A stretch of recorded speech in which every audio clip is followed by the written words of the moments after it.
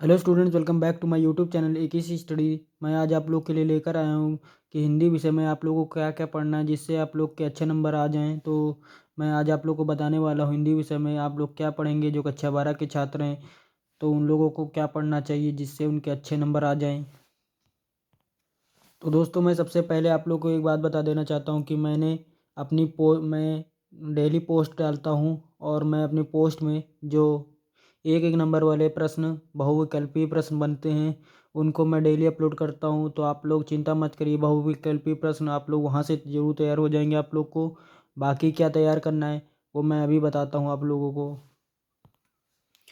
तो जैसा कि दोस्तों कि आप लोग यहाँ पर दे सकते हैं, यहाँ पर गद्य हेतु निर्धारित पाठ्य दिए हुए हैं और काव्य हेतु निर्धारित पाठ दिए हुए हैं और कथा साहित्य हेतु निर्धारित पाठ दिए हुए हैं। तो आप लोग को मैं बता देना चाहता हूँ इनमें से कौन कौन से इंपॉर्टेंट हैं जो आप लोगों को पढ़ने हैं। तो इसमें से सबसे पहले पहला चैप्टर है राष्ट्र का स्वरूप, जिसके लेखक हैं वासुदेव शरण अग्रवाल। और दूसरा ये है रॉबर्ट नरसिंह होम। दोस्तों ये ज़्यादा इम्पोर्टेंट नहीं है, इससे भी ज़्यादा मोस्ट इम्पॉर्टेंट जो ये चैप्टर है अशोक के फूल। इसके जो लेखक हैं वो हैं डॉक्टर हजारी प्रसाद द्विवेदी जी। और भाषा और आधुनिकता, ये तीन चैप्टर बहुत ही इम्पोर्टेंट हैं, आप लोग इनको ज़रूर तैयार कर लीजिएगा पेपर में जाने से पहले। और सबसे दूसरे बात कर लेते हैं काव्य की। तो काव्य में है पहला चैप्टर पवन दूतिका, जो है इनके लेखक हैं अयोध्या सिंह उपाध्याय हरिऔध। और दूसरा है कैकई का अनुताप गीत, मैथिली शरण गुप्त हैं इसके। गीत श्रद्धा मनु, इसके जयशंकर प्रसाद हैं। और महादेवी वर्मा का है गीत, ये आप लोग तैयार कर लीजिएगा। और सच्चिदानंद हीरानंद वात्स्यायन अगे, मैंने आहुति बनकर देखा है हिरोशिमा। ये 1 2 3 4 5 चैप्टर इसके बहुत मोस्ट इंपॉर्टेंट, आप लोग इनको जरूर तैयार कर लीजिएगा। ये बहुत ही फंसते हैं इनमें से क्वेश्चंस और आप लोग जरूर तैयार कर लीजिएगा। कथा वस्तु से देख लगते हैं, इसमें से ध्रुव यात्रा, पंचलाइट, बहादुर, ये तीन चैप्टर आप लोग जरूर तैयार कर लीजिएगा। इनकी कहानी का सारांश आता है आप लोग को लिखने के लिए, इनको जरूर तैयार कर लीजिएगा। पंचलाइट और बहादुर ये सबसे ज़्यादा इम्पोर्टेंट है, मोस्ट इम्पोर्टेंट है, इसे ज़रूर तैयार कर लीजिएगा आप लोगों को। और मैं आप लोग को इसी वीडियो में बता देना चाहता हूँ कि जो आप लोगों को खंड काव्य आता है, कौन कौन से ज़िले में कौन कौन सा खंड काव्य पूछा जाता है, वो भी मैं आप लोग को अभी बता देता हूँ ताकि आप लोगों को कोई और वीडियो को देखने की ज़रूरत ना पड़े। जैसा कि देख सकते हैं इसमें पहला खंड काव्य है मुक्ति यज्ञ। ये कानपुर ज़िले में, जौनपुर ज़िले में, मुरादाबाद, फैजाबाद, एटा, ललितपुर में पूछा जाता है। इसके लेखक हैं श्री सुमित्रानंदन पंत जी। और दूसरा है सत्य की जीत, इसके हैं लेखक श्री द्वारिका प्रसाद माहेश्वरी। और ये लखनऊ ज़िले में, इटावा ज़िले में, बलिया ज़िले में, बिजनौर ज़िले में, झांसी ज़िले में, बदायूं ज़िले में, प्रतापगढ़ ज़िले में, रामपुर ज़िले में, पीलीभीत ज़िले में पूछा जाता है। बहुत इम्पोर्टेंट है ये। मैं लखनऊ से ही हूँ और ये आप जो भी लोग लखनऊ से ये मेरी वीडियो देख रहे हैं उनके लिए बहुत इम्पोर्टेंट है। ये सत्य की जीत खंड का, इसमें आपको द्रौपदी का चरित्र चित्रण और दुर्योधन का चरित्र चित्रण पूछा जाता है, बहुत ही मोस्ट इम्पोर्टेंट, इसको जरूर तैयार कर लीजिएगा। अब तीसरा है रश्मि रथी लेखक हैं इनके रामधारी सिंह दिनकर जी। ये है वाराणसी, बुलंदशहर, मथुरा, मुजफ्फरनगर, फतेहपुर, उन्नाव, देवरिया। जो छात्र उन्नाव से हैं इसको जरूर तैयार कर लीजिए और देवरिया वरिया वाले जो भी हैं सब तैयार कर लीजिए। और चौथा है आलोक व्रत, लेखक श्री गुलाब खंडे वाले हैं। ये पूछा जाता है प्रयागराज, अलीगढ़, सहारनपुर, फर्रुखाबाद, मैनपुरी, मिर्ज़ापुर, सीतापुर। जो सीतापुर वाले हैं वो जरूर तैयार कर लीजिए, बहुत इंपॉर्टेंट है। त्यागपति, इसके लेखक हैं श्री रामेश्वरम शुक्ल अंचल। ये आगरा, गोरखपुर, गाजीपुर, बरेली, सुल्तानपुर, जलौन, लखीमपुर खीरी, गोंडा, शाहजहाँपुर, बाराबंकी वाले जरूर तैयार कर लें, बहुत इंपॉर्टेंट है। छठा पूछा गया है श्रवण कुमार, इसके लेखक हैं शिव बालक शुक्ल। ये मेरठ, आजमगढ़, बस्ती, रायबरेली, हरदोई, बांदा, बहराइच, हमीरपुर, हरदोई वाले जरूर तैयार कर लीजिए।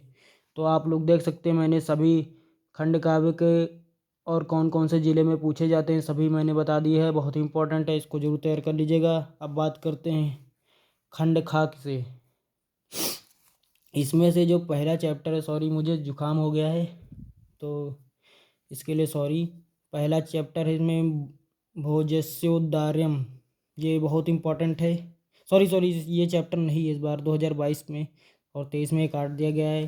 पहला चैप्टर है आत्मज्ञ सर्वज्ञ, संस्कृत भाषा, जातक कथा, सुभाष रत्नानी, महामना मालवीय और पंचशील सिद्धांत। इसमें से जो मोस्ट इम्पोर्टेंट चैप्टर हैं वो है आत्मज्ञ सर्वज्ञ, संस्कृत भाषा महत्व, महामना मालवीय और सुभाष रत्नानी। ये जो 4 चैप्टर हैं इनको जरूर तैयार कर लीजिएगा, बहुत इंपॉर्टेंट है, हर बार पूछे जाते हैं इनमें से प्रश्न। आप लोग इनके प्रश्न जरूर तैयार कर लीजिएगा और कोई भी डाउट हो तो कमेंट में ज़रूर पूछेगा। अब खंड खा की तरफ आ जाते हैं। खंड खा में आपका संस्कृत का पार्ट आ जाता है। संस्कृत में आप लोग को पूछा जाता है जैसे कि संपूर्ण गद्य और पद्य खंडों का हिंदी में अनुवाद, हिंदी में अनुवाद पूछा जाता है, बहुत इंपॉर्टेंट है, हर बार आता है। इसमें से लगभग सारे प्रश्न हर बार पूछे जाते हैं। इसमें लोकतिया मुहावरे आप लोग पढ़ लीजिएगा, संधि विच्छेद करना है आप लोग को, पूछ लीजिए, ये संधि विच्छेद कर लीजिएगा। संस्कृत शब्दों में विभक्ति की पहचान, आप लोग को विभक्ति बतानी है, जैसे कि आत्मनेय में कौन सी विभक्ति है और कौन सा वचन है, तो ये बताना रहता है। हिंदी व्याकरण अब आ जाते हैं। शब्दों में सूक्ष्म अंतर, अनेकार्थी शब्द, अनेक अर्थों के लिए एक शब्द, वाक्यों में त्रुटि मार्जन, ये बहुत इंपॉर्टेंट, हर बार आते हैं। गत परीक्षा में पूछे गए अशुद्ध वाक्य, ये भी बहुत इंपॉर्टेंट है। अशुद्ध वाक्य लिखे होंगे उनको आप लोग को शुद्ध करके लिखना पड़ेगा। अब आ जाते हैं 12वें प्रश्न पे, जो है काव्य रस के तत्व, रस छंद अलंकार। ये आपने सुना ही होगा, रस छंद अलंकार हर बार पूछा जाता है। रस छंद अलंकार आप लोग तैयार कर लीजिएगा, बहुत इम्पोर्टेंट है। अब पत्र लेखन की तरफ आ जाते हैं। पत्र बहुत इम्पोर्टेंट है, एक आता है गंदगी की सफाई हेतु वाला और दूसरा आता है रिक्त पद पर खाली, रिक्त पद पर वो नियुक्ति के लिए वो पत्र आता है, और एक और पत्र आता है वो है होता है ऋण प्राप्ति हेतु वाला। और 14 है प्रश्न निबंध। अब निबंध आप लोग को बताना है। देखिए, निबंध आप लोगों को सबसे ज़्यादा इम्पोर्टेंट कौन सा है मैं बता देता हूँ। निबंध को सबसे ज़्यादा इम्पोर्टेंट है ये भ्रष्टाचार वाला, अनियंत्रित भ्रष्टाचार, कारण और निवारण बताना है आप लोगों को।